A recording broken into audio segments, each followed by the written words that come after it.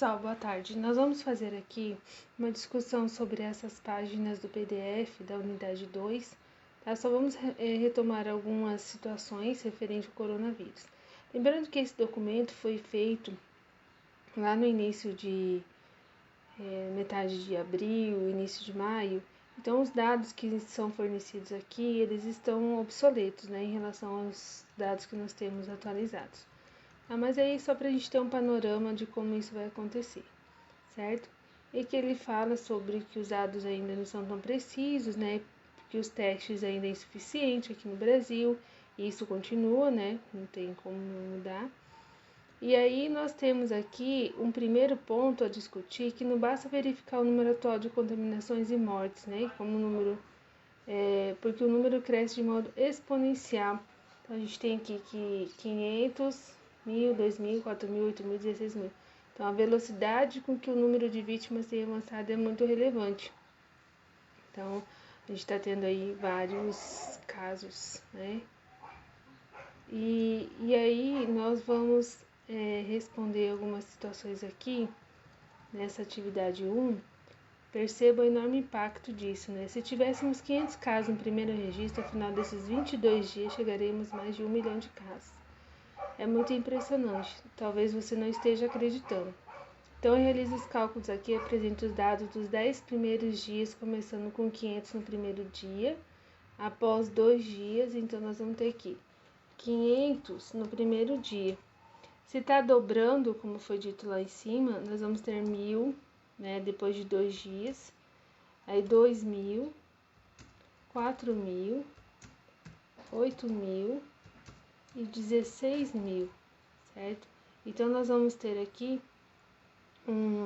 porque a cada 2 dias, certo? E o 1.000 é 2, 4, 6, 8, 10, né? Então, a gente teria aproximadamente aí 16.000 pessoas infectadas no 10º dia. É impressionante como os números crescem, certo? Daí a importância, né, de retardar a velocidade das contaminações, como todo mundo vem dizendo aí, né? E aqui tem alguns dados, alguns gráficos, né, que falam sobre a questão das idades, né, aqui no Brasil, certo? Como elas, quais são as doenças, né? Quais são as idades, melhor dizendo. Qual é a idade que mais corre risco de morrer? A gente tem aqui que são as pessoas acima de 80 anos, né? Mas o alto índice está a partir de 60, né? Logo abaixo aqui nós temos, para a gente comparar esses dados acima com os dados do Brasil no mesmo espaço de tempo e dias, então olhar o gráfico dali do Brasil que nós tínhamos em abril para agora, ele é bastante gritante, né? Porque lá nós tínhamos poucos casos, hoje a gente já tem mais de 3 milhões de casos de coronavírus confirmados aqui no Brasil, né? E aí nós temos esse outro gráfico que fala sobre o pico, né, dessa pandemia, certo? E aí fala que aqui vai falar um pouquinho sobre o gráfico, né? Aí a gente tem que ver presente aqui o gráfico do Brasil que representa essa curva de achatamento, ou seja, que mostra a capacidade de atendimento do sistema de saúde brasileiro. Que a gente viu que como as pessoas não permaneceram isoladas, né? Nós tivemos um número de casos bem maior e teve o colapso no sistema único de saúde, né? Então teve essa situação aí, né? Certo? Então a gente tem aqui que no dia 11/3, né? Os primeiros casos contaminaram de 2 a 3 pessoas. Agora a progressão é geométrica, não tem jeito. É 1 para 2, 2 para 4, 4 para 8, 8 para 16, 16 para 32 e assim vai só aumentando nessa sequência, né? Aí você consegue compreender o que significa o pico do coronavírus? Então, esse pico do coronavírus, ele é uma situação que, aqui, segundo, vou colar aqui para vocês. nós temos aqui que segundo o pico acontece quando o número de novos... O pico acontece quando o número de novas pessoas infectadas, né, por dia é igual ao número de pessoas recuperadas por dia, assim a quantidade líquida de novos casos é nula. Então, o pico se dá quando atingiu o máximo, né, e aí começa a diminuir. Só que ainda nós não tivemos esse pico, ou seja, quando chegou ao limite, ao máximo, certo?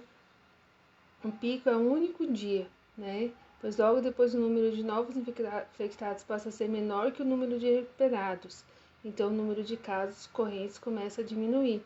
Então, só que nós ainda não chegamos no pico, né, aqui no Brasil ainda a gente não conseguiu chegar no pico. Então, o pico seria quando chegamos ao limite, a partir daquele dia começa a diminuir a questão dos novos casos, vão diminuindo. Então, os novos casos infectados passam a ser menor do que o número de recuperados. Então, a gente tem aí um pico. E nesse caso aqui, o que o gráfico mostra a progressão geométrica a partir do trecho é 1 para 2, 2 para 4, 4 para 8, 8 para 16. O que significa isso na prática? Vou tentar mostrar aqui para vocês que assim, quando a gente tem, vou colocar só uma situação aqui, tá? Uma pessoa, certo? Ela depois vai contaminar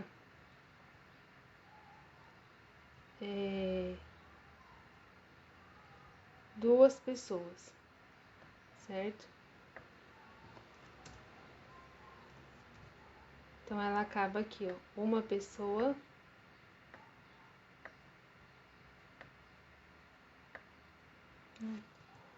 quero fazer aqui. Deixa eu mostrar aqui para vocês.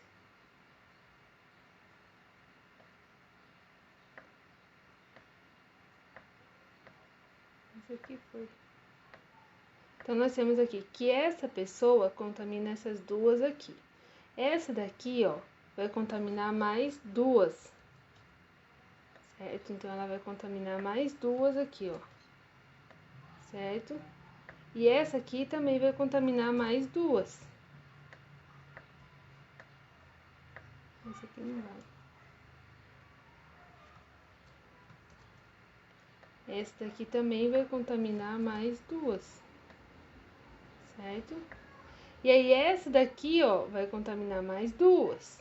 E essa mais duas, essa mais duas, essa mais duas. Então, eu vou ter uma, aí 2, 4, 8, 16, 32, entendeu? Isso significa na prática. Uma pessoa contamina duas, cada uma daquelas duas contamina mais duas, e assim sucessivamente. Tá? Aí o gráfico que nós temos aqui, certo? No início de fevereiro, no dia 26 de fevereiro, até o dia 17 de março, que nós temos aqui nesse gráfico. Aí, o que é esse gráfico aqui na atividade 6? Sobre o que se trata esse gráfico? Então, esse gráfico, ele é sobre a evolução dos casos confirmados. Certo? Aqui a gente já está fazendo a resolução dessas atividades, tá? Junto com vocês. E aí, nós temos a próxima atividade aqui, que é o que significam os números que aparecem na linha horizontal e na vertical. Então, os números que estão na linha horizontal, tá? Significa os dias, certo? E os que estão na vertical, tá? São a quantidade de infectados.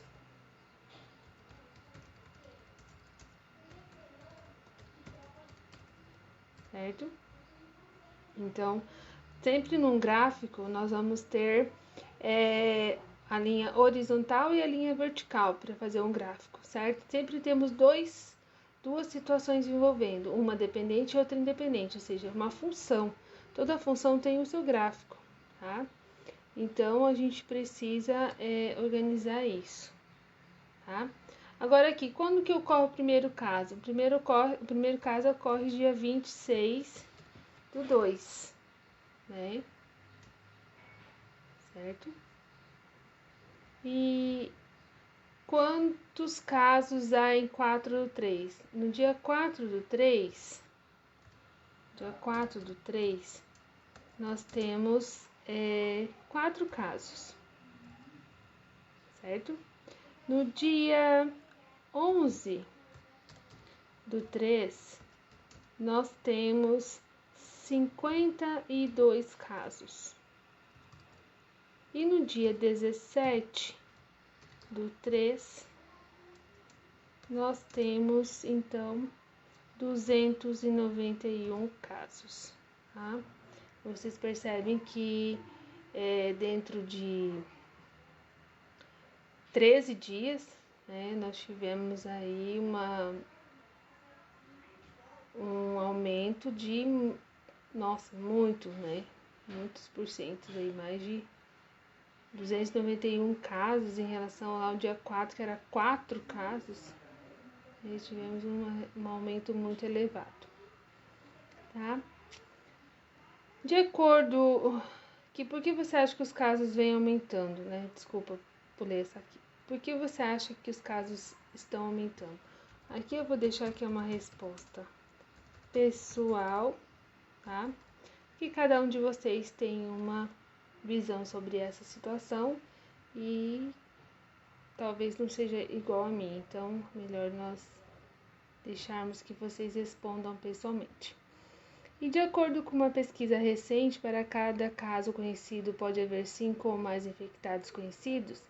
Levando isso em consideração, qual seria o total de infectados no dia 4, e no dia 11 e no dia 17? Né? Então, levando ali que nós temos essa situação, então eu tenho aqui que é 1, né?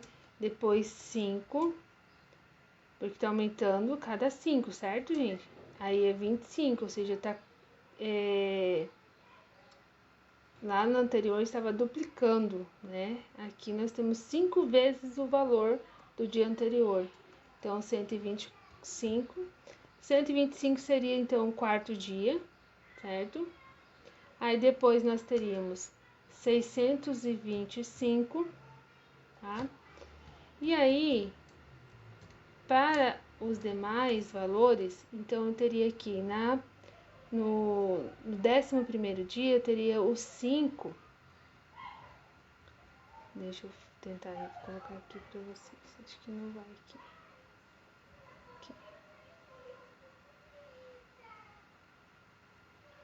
Eu teria o 5 elevado à 11ª potência, certo? E aí depois nós teríamos, então, o 5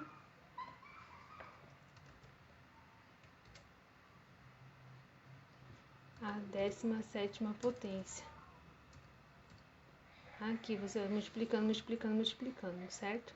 Então, esse seria, então, aqui, o 125 seria em relação ao quarto dia, né? O dia 4, né? Eu tenho aqui, ó, 1, 2, 3, 4.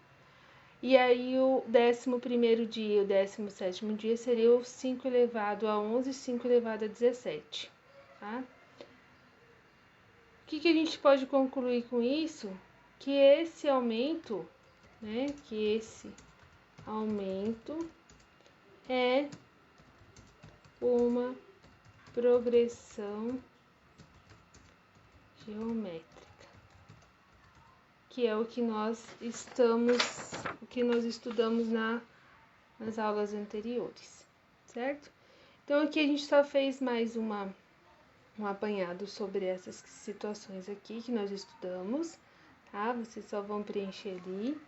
E para terminar, então, para que a gente consiga concluir a nossa aula, aí vocês irão desenvolver essas atividades aqui, lógico que com minha ajuda, né? Após terminar aqui a nossa aula, nossa videoaula, Aí vocês podem estar entrando em contato pelo WhatsApp, que eu vou orientando vocês como desenvolver essas atividades, certo? E aí nós temos a atividade 1, 2, 3, 4 e 5 para vocês estarem desenvolvendo após o término da nossa videoaula. Tá? Vou disponibilizar esse material lá no Teams também, na aba Tarefas, se vocês quiserem editar, porque tem vários alunos que já realizaram essas atividades, então a gente está aproveitando essas atividades, ok? E quem ainda não fez, né, tem a oportunidade de estar realizando, tá bom?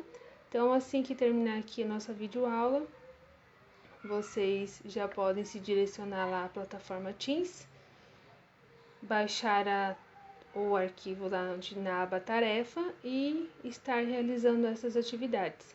Quem já fez, tira a foto do caderno e anexa lá na plataforma para que fique registrado. Lembrando que tudo que vocês realizarem precisa estar anexado na plataforma, porque lá é um local que nós temos como oficial e os documentos não se perdem, ok? Então, por hoje era só isso mesmo, tá? E muito obrigada pela atenção.